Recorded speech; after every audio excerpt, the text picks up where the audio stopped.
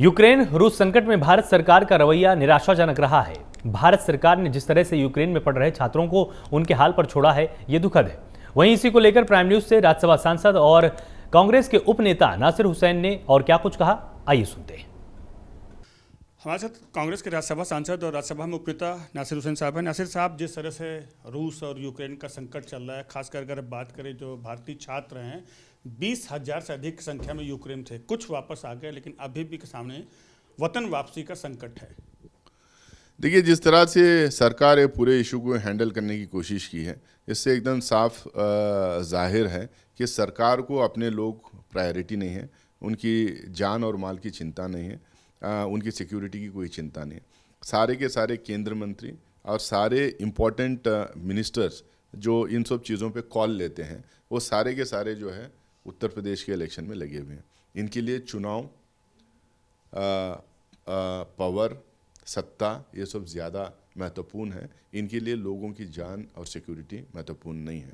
आज इसीलिए इतनी देरी सरकार ने कर दी है कि आज बच्चों को वहाँ पे अपने अपने जहाँ जहाँ वो फंसे हुए हैं वहाँ से वीडियोस बना के अपने माँ बाप को, अपने देशवासियों को अपील करने की ज़रूरत पड़ रही है।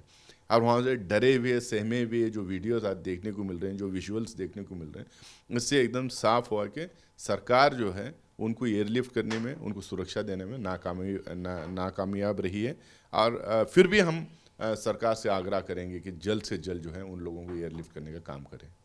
जिस तरह से एयरलिफ्ट करने में लेट हुआ है, अगर बात करें कांग्रेस की, राहुल गांधी की बात करें, जिस तरह से कोरोना का पहला दौर आया था, राहुल गांधी ने समय रहते सरकार को चेताया था कि इंटरनेशनल बॉर्डर्स बंद कर दे। सरकार ने समय रहते उनकी बातें नहीं मानी। इस प्रकरण में भी राहुल गांधी सबसे पहले कहते रहे कि 20,000 से अधिक छात्र हमारे फंसे हैं, समय रहते उन्हें बाहर निकालिए। ये नहीं लगता कि राहुल गांधी के तमाम जो सलाहों पर सरकार गौर नहीं करती, उन्हें हल्के में लेती है और बाद में भुगतती भी है? देखिए, बात हल्के में लेने की नहीं है। सरकार को ये लगता है कि जो लोग कांग्रेस जो भी बोल रही है, यानी तो कांग्रेस के लीडर्स जो भी किसी भी इशू के ऊपर सजेशंस दे रहे हैं या एडवाइस कर रहे हैं सरकार को, उनको ये लगता है कि उसको नहीं मानना चाहिए। आखिरी सवाल, जिस तमाम ये प्रकरण हुए हैं, मोदी सरकार की विदेश नीति को आप कैसे देखते हैं? देखिए, मोदी जी की सरकार की जो विदेश नीति है, इससे एकदम साफ है कि जो कुछ कांग्रेस ने पहिया डाला है, जो कुछ कांग्रेस ने फाउंडेशन डाला है किसी भी लेवल पे, चाहे वो आप PSU को देख लो, चाहे आप इकोनॉमी को देख लो, चाहे आप देश के सेकुलरिज्म को देख लो, कॉन्स्टिट्यूशन को देख लो, पार्लियामेंट्री इंस्टीट्यूशंस को देख लो, वो इन तमाम चीज़ों को नकारना है, इसके खिलाफ जाना है।